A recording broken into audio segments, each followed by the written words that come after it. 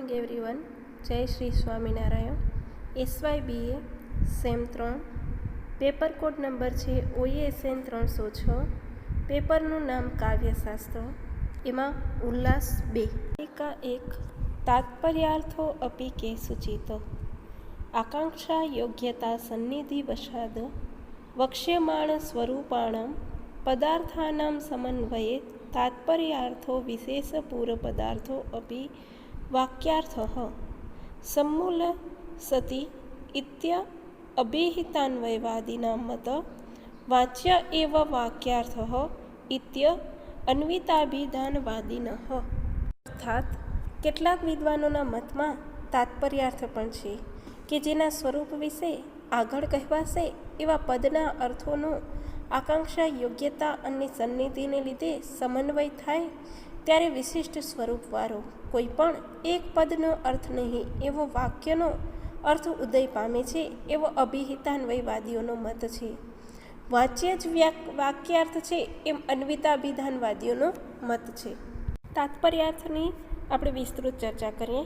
એમાં સૌ પ્રથમ પ્રસ્તાવના જોઈએ કે કાવ્ય પ્રકાશના બીજા ઉલ્લાસમાં અભિધા, લક્ષણા અને વ્યંજના એ ત્રિવિધ શબ્દ શક્તિઓની ચર્ચા કરતાં પહેલાં મમ્મટ છે એ તાત્પર્ય નામની એક ચોથી શક્તિની ચર્ચા પણ કરે છે કે અભિધા વગેરે શબ્દ શક્તિઓ દ્વારા આપણે શબ્દના અર્થ જાણી શકીએ છીએ, પરંતુ આ બધા શબ્દો છે એ ભેગા મળીને જ્યારે એક વાક્ય બને છે ત્યારે તે વાક્યનો અર્થ કેવી રીતે મેળવી શકાય આ માટે થઈ અને મમ્મટ છે એ બે મતો આપે છે કે જેમાં પહેલો અભિહિતાન્વયવાદ અથવા તાત્પર્યાર્થ છે અને બીજો છે અન્વિતાભિધાનવાદ.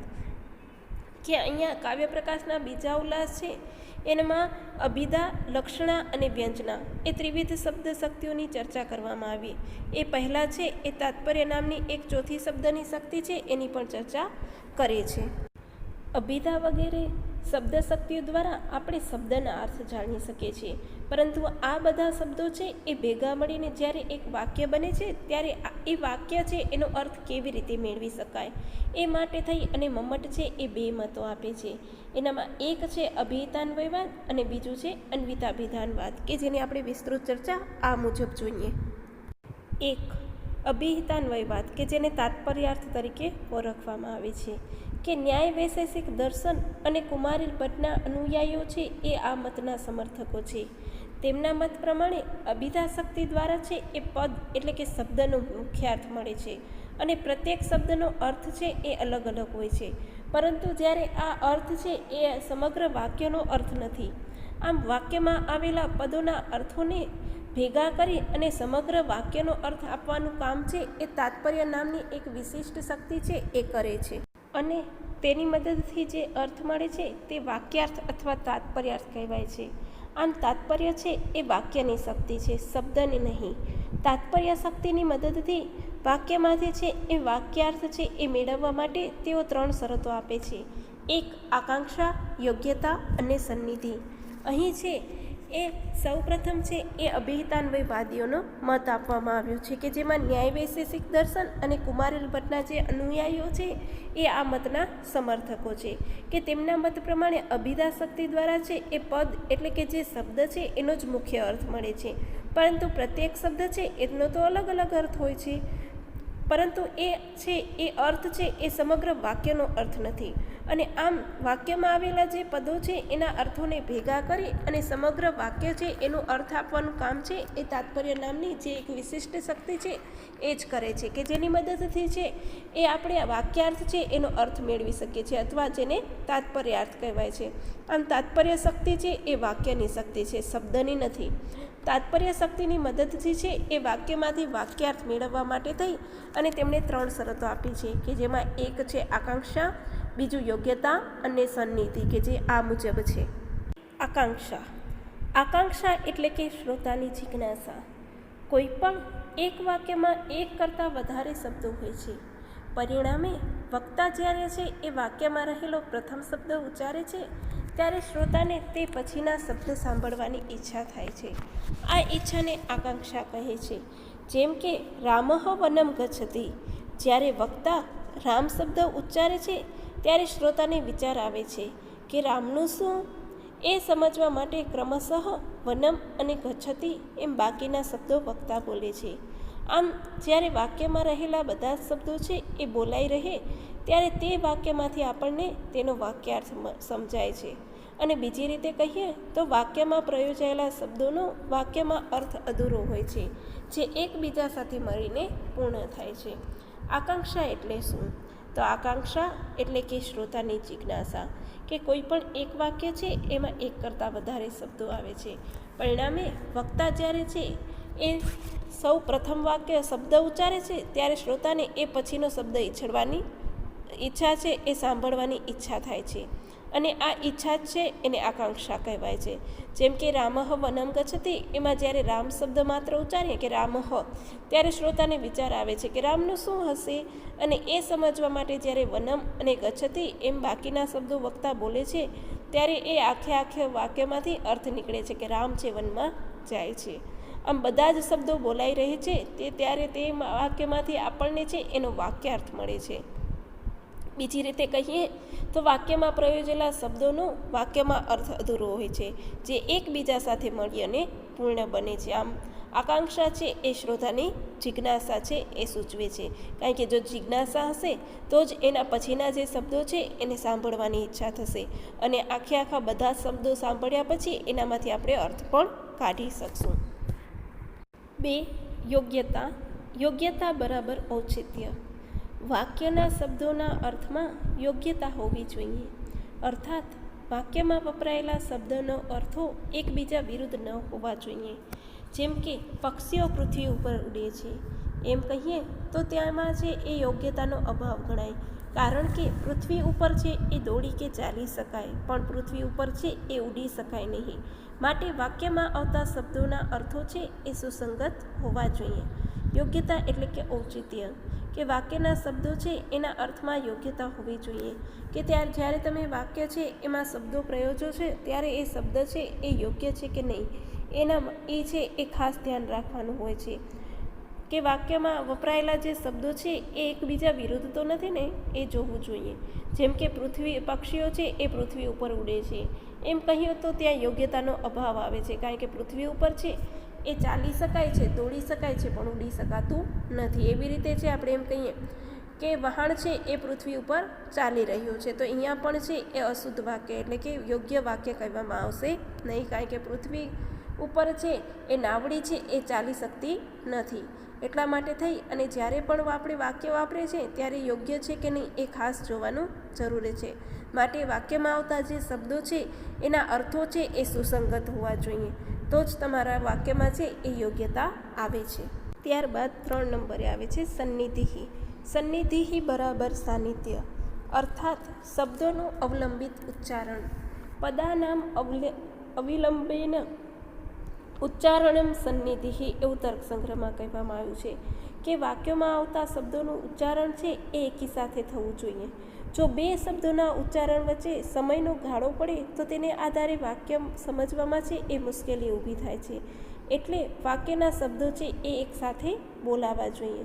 કે સન્નિધિ એટલે શું? તો સન્નિધિ એટલે કે સાનિધ્ય, અર્થાત શબ્દોનું અવલંબિત ઉચ્ચારણ, કે ઉચ્ચારણ છે એ પણ યોગ્ય સમય થવું જોઈએ. કારણ કે જો એક શબ્દ છે તમે અડધો કલાક પહેલાં બોલશો, પછી અડધો કલાક પછી બીજો શબ્દ બોલશો, અને ત્યાર પછી અડધો કલાક રહીને તમે ત્રીજો શબ્દ બોલો, તો એ શબ્દો છે એમાંથી અર્થ નીકળતો નથી. એટલા માટે થઈને 2 શબ્દો વચ્ચેનું ઉચ્ચારણ છે એનો સમયગાળો પણ યોગ્ય હોવું જોઈએ, કે જેથી વાક્ય સમજવામાં મુશ્કેલી ઊભી ન થાય. એટલે માટે થઈ અને વાક્યના શબ્દો છે એ એકસાથે બોલવા જોઈએ. આ રીતે ઉપરયુક્ત 3 શરતોનું પાલન થતાં વાક્યમાં રહેલા શબ્દાર્થોને ભેગા કરી સમગ્ર વાક્યનું અર્થ આપવાનું કામ છે એ આ તાત્પર્ય નામની શક્તિ કરે છે, અને તેના દ્વારા નીકળતા અર્થને તાત્પર્યાર્થ કહેવાય છે. આ સમગ્ર વાતને આલેખતા મમ્મટ જે વૃત્તિમાં કહે છે કે આકાંક્ષા યોગ્યતા સન્નિધિ વિષાદ ઇત્ય અભિહિતાન્વયવાદીના મતો, એટલે કે આકાંક્ષા યોગ્યતા અને સન્નિધિ એવું મત છે એ અભિહિતાન્વયવાદીઓનું છે.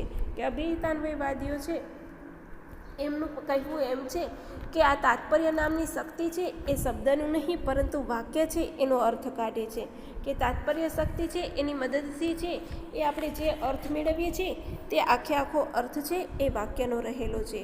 અને અભિહિતાન્વયવાદી છે એનામાં ન્યાય વૈશેષિક દર્શન અને કુમારીલ ભટ્ટના અનુયાયીઓ છે એ એના મતના સમર્થકો હતો. અને તેમના મત અનુસાર અભિધા શક્તિ દ્વારા આપણે પદ એટલે કે શબ્દનો છે એ મુખ્યાર્થ મળે છે. અને પ્રત્યેક શબ્દ છે એ તો અલગ અલગ હોય છે, પરંતુ આ અર્થ છે એ વાક્યનો મળતો નથી. તેથી વાક્યનો અર્થ કાઢવા માટે થઈ અને તાત્પર્ય નામની એવી જે ચોથી શક્તિ છે એની જરૂર પડે છે. અને આ તાત્પર્ય શક્તિ છે એ વાક્યની શક્તિ છે, નહીં કે શબ્દની. આમ તાત્પર્યની મદદથી આપણે વાક્યમાંથી શબ્દ મેળવી શકીએ છીએ, પરંતુ એ વાક્ય તમે પ્રયોજો છો એની 3 શરતો છે, કે એમાં આકાંક્ષા, યોગ્યતા અને સન્નિધિ આ ખૂબ જ આવશ્યક છે. આકાંક્ષા એટલે કે શ્રોતાની જિજ્ઞાસા, કે જેમાં તમે એક વાક્ય વક્તા ઉચ્ચારે છે ત્યારે એના પછી કયું વાક્ય આવશે અથવા શું હશે એનું એ સાંભળવાની જે ઈચ્છા થાય છે એને જિજ્ઞાસા કહેવાય છે. જેમ કે રામઃ વનમ ગચ્છતિ એ વાક્ય જોઈએ તો એમાં રામ શબ્દ ઉચ્ચારતા શ્રોતાને વિચાર આવે છે કે રામનું શું, અને ત્યાર પછી ક્રમશઃ જ્યારે વનમ અને ગચ્છતિ એ 2 શબ્દો જ્યારે બોલવામાં આવે છે ત્યારે એ વાક્યમાંથી આખો અર્થ નીકળે છે. આમ જે એકબીજા વાક્યો છે એનો અર્થ પણ પૂરો હોવો જોઈએ, નહીં કે અધૂરો. ત્યાર પછી આવતું કે યોગ્યતા, કે વાક્ય પ્રયોજાય છે એમાં અર્થમાં પણ યોગ્યતા હોવી જોઈએ, કારણ કે વાક્યમાં વપરાયેલા શબ્દો છે એના અર્થો છે એકબીજાથી વિરુદ્ધ તો નથી ને, એ જોઈ લેવું પડે.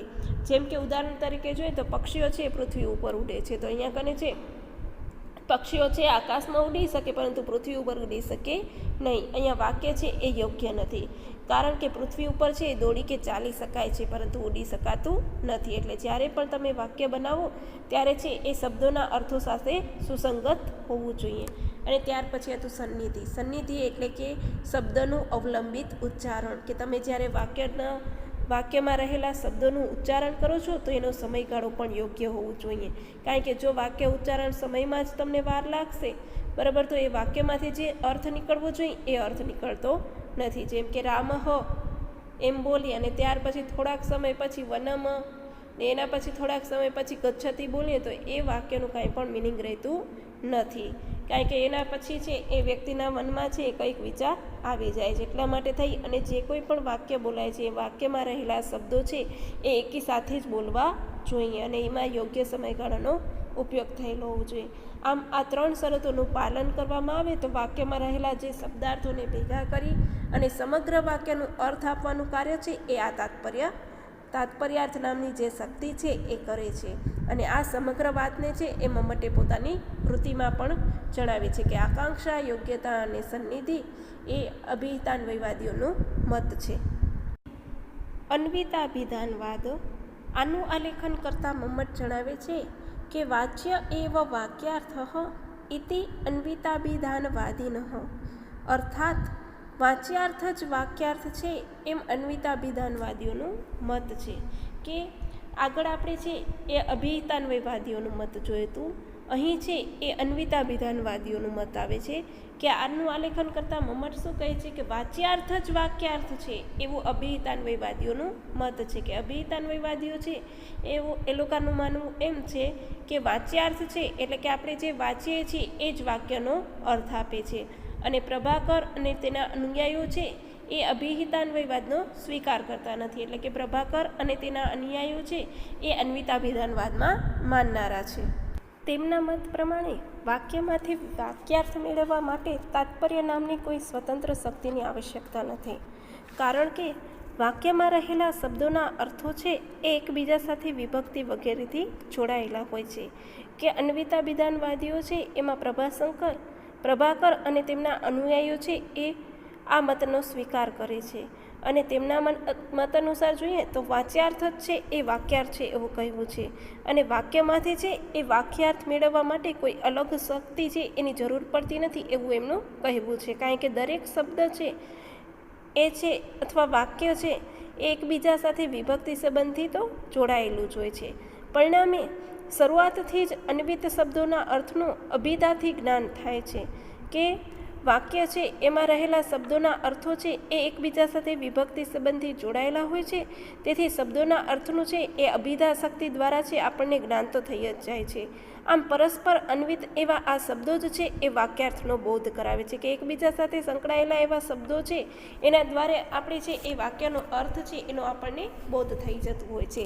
અને તેમના મતે છે એ શબ્દોના અર્થોનું જ્ઞાન છે એ વૃદ્ધ વ્યવહાર કે લોક વ્યવહાર દ્વારા થાય છે.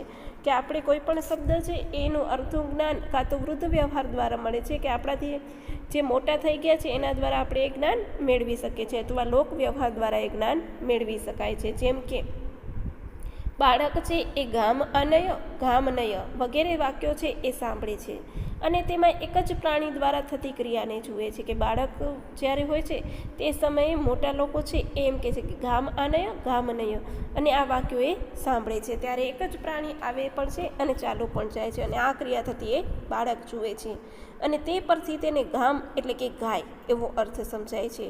અને તે જ પ્રમાણે ગામ આનય અશ્વમ આનય વગેરે વાક્યોમાં સમાનપણે આવતા શબ્દ આનયનો અર્થ તે વારંવાર થતી ક્રિયાઓ દ્વારા સમજે છે અને આનય એટલે કે લાવ એવો તેને અર્થબોધ થાય છે. કે અહીંયા કને છે એ ઉદાહરણમાં બાળક છે એ જે ગામનય વગેરે શબ્દો સાંભળે છે ત્યારે એક જ પ્રાણીની ક્રિયાને જુએ છે અને ગામ શબ્દ છે એના દ્વારા એ ગાય એવો અર્થ કરે છે અને એ જ શબ્દમાં આવતા આનય માટે થઈ અને એ અશ્વમ આનય એવા વગેરે શબ્દો બોલે છે કે જેના દ્વારા આનય છે એનામાં વારંવાર થતી એક ક્રિયાને જુએ છે એટલે એના દ્વારા લાવ એવો એનો અર્થબોધ કરે છે. આમ વાક્યમાં રહેલા આ શબ્દોના અર્થો છે એ વ્યાકરણ ક્રિયા વગેરેથી અન્વિત હોવાને કારણે સમગ્ર વાક્યનો અર્થ છે એ આપોઆપ જ સમજાય છે. માટે તેને મેળવવા માટે તાત્પર્ય નામની અલગ શક્તિની જરૂર નથી એમ પ્રભાકર અને વગેરે મીમાંસકો છે એવું માને છે કે કોઈ પણ ક્રિયા થાય છે એના કારણે છે એ સમગ્ર વાક્યનો અર્થ છે એ તો આપોઆપ સમજાઈ જાય છે. તેથી આપણે આવી તાત્પર્ય નામની જે ચોથી શક્તિ છે એની જરૂર રહેતી નથી એવું પ્રભાકર અને તેના અનુયાયીઓનું માનવું છે. કે ઉપસંહાર કે આમ આપણે છે અહીંયા અન્વિતાભિધાનવાદી અને અભિહિતાન્વયવાદી છે એમના બે મતોને જોયા. કે મમતાચાર્ય છે એ અભિહિતાન્વયવાદ અર્થાત તાત્પર્યાર્થ છે એનો સ્વીકાર કરે છે. કે અભિહિતાન્વયવાદ છે એનામાં ન્યાય વૈશેષિક દર્શન અને કુમારીલ ભટ્ટ છે એના અનુયાયીઓ આ મતના સમર્થક હતા અને તેમના મત પ્રમાણે અભિધા શક્તિ દ્વારા છે એ શબ્દનો મુખ્ય અર્થ મળે છે પરંતુ વાક્ય છે એનો અર્થ મળતો નથી. આમ વાક્યનો આખો અર્થ આપવાનું કાર્ય છે એ તાત્પર્ય નામની ચોથી શક્તિ કરે છે અને આ તાત્પર્ય છે એ વાક્યની શક્તિ કહેવાય છે, નહીં કે શબ્દની. આમ વાક્યાર્થ મેળવવા માટે થઈ અને આ જે તાત્પર્ય નામની શક્તિ છે એની ત્રણ શક્તિઓ છે, ત્રણ શરતો છે કે જેમાં આકાંક્ષા, યોગ્યતા અને સન્નિધિનો સમાવેશ થાય છે. કે આકાંક્ષા એટલે કે શ્રોતાની જિજ્ઞાસા, કે કોઈ પણ એક વાક્ય જ્યારે બોલવામાં આવે છે ત્યારે વક્તા છે વાક્યમાં રહેલો જ્યારે પ્રથમ શબ્દ ઉચ્ચારે છે ત્યારે શ્રોતાને એ સાંભળવાની ઈચ્છા થાય છે. એટલા માટે થઈને રામ શબ્દ ઉચ્ચારીએ ત્યારે રામ પછી શું એને સમજાવવા માટે થઈને રામઃ વનમ ગચ્છતિ એમ જ્યારે આખું વાક્ય બોલીએ છીએ ત્યારે વાક્યમાંથી એ અર્થ લઈ લે છે. તેમાં બીજી શરત હતી યોગ્યતા એટલે કે વાક્ય છે એમાં શબ્દોના અર્થ છે એ યોગ્ય હોવા જોઈએ, એકબીજાથી વિરુદ્ધ ન હોવા જોઈએ. જેમ કે પક્ષીઓ પૃથ્વી ઉપર ઉડે છે એમ કહીએ તો તેમાં યોગ્યતાનો અભાવ જણાય છે, કારણ કે પક્ષીઓ છે એ પૃથ્વી ઉપર ન ઉડી શકે. પૃથ્વી ઉપર ચાલી કે દોડી શકાય પરંતુ ઉડી શકાતું નથી. એટલા માટે થઈ અને શબ્દોના અર્થો છે એ વાક્યમાં સુસંગત હોવા જોઈએ. ત્યાર પછી સન્નિધિ એટલે કે ઉચ્ચારણનો સમય, કે વાક્યમાં આવતા શબ્દો છે એનું ઉચ્ચારણ છે એ પણ યોગ્ય જોવું જોઈએ, કારણ કે જો ઉચ્ચારણ યોગ્ય નહીં હોય તો એ વાક્યને સમજવામાં પણ મુશ્કેલી ઊભી થતી હશે. એટલા માટે થઈ અને આમ વાક્યમાં રહેલા જે શબ્દો છે એને ભેગા કરી સમગ્ર વાક્યનો અર્થ આપવાનું કામ છે એ તાત્પર્ય નામની શક્તિ કરે છે અને એ છે અભિહિતાન્વયવાદ અર્થાત તાત્પર્યાર્થ. બીજું હતું કે અન્વિતાભિધાનવાદ, કે અન્વિતાભિધાનવાદ છે એના પ્રભાકર અને તેના અનુયાયીઓ છે એ માને છે. એમનું એવું કહેવું છે કે વાચ્યાર્થ જ છે એ વાક્યાર્થ કાઢે છે. એટલા માટે થઈ અને વાક્યમાંથી જ વાક્યાર્થ મેળવવા માટે થઈ અને તાત્પર્ય નામની એવી કોઈ સ્વતંત્ર શક્તિની જરૂર રહેતી નથી, કારણ કે વાક્યમાં રહેલા શબ્દો છે એ એકબીજા સાથે વિભક્તિથી જોડાયેલા હોય છે. પરિણામે શબ્દના અર્થનું છે એ અભિધા એટલે કે જ્ઞાન છે આપણને થઈ જતું હોય છે. આમ પરસ્પર એવા આ શબ્દો જ છે એ વાક્યનો બોધ કરાવે છે અને આ શબ્દોના અર્થોનું જ્ઞાન છે એ તો કાં વૃદ્ધ વ્યવહાર અથવા લોક વ્યવહાર છે એના દ્વારા સમજી શકે છે. જેમ કે બાળક છે એના સામે ગામનય, અશ્વાનય એવા શબ્દો ઉચ્ચારવામાં આવે છે ત્યારે બાળક છે એ એકને એક પ્રાણી દ્વારા થતી ક્રિયાને જોવે છે અને એના દ્વારા ગામ એટલે કે ગાય અને આનય એટલે કે લાવ એવો અર્થ છે, એનો અર્થબોધ મળી રહેતો હોય છે. તેથી આવી કોઈ પણ અલગ પ્રકારની શક્તિ છે એની જરૂર રહેતી નથી. આમ વાક્યમાં રહેલા આ શબ્દો છે એનો અર્થ છે વ્યાકરણ, ક્રિયા વગેરેથી અન્વિત હોવાના કારણે સમગ્ર વાક્યનો અર્થ છે એ આપોઆપ જ સમજાય છે. માટે તેને મેળવવા માટે થઈ અને તાત્પર્ય શક્તિની જરૂર નથી એમ પ્રભાકર અને તેના મીમાંસકો માને છે.